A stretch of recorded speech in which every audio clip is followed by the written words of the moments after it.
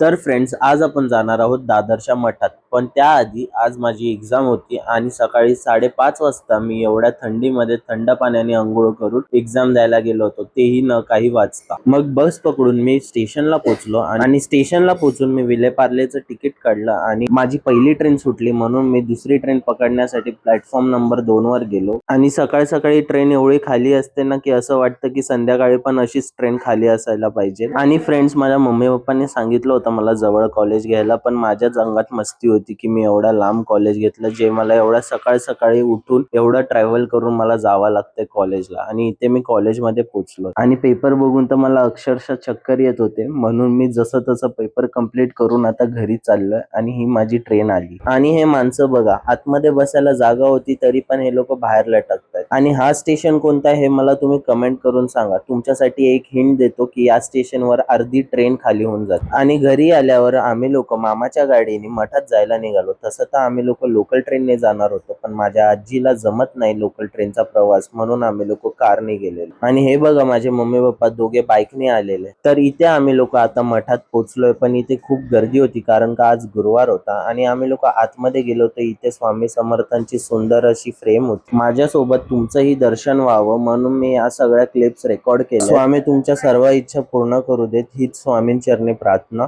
पुन्हा भेटूया पुढच्या व्लॉग मध्ये.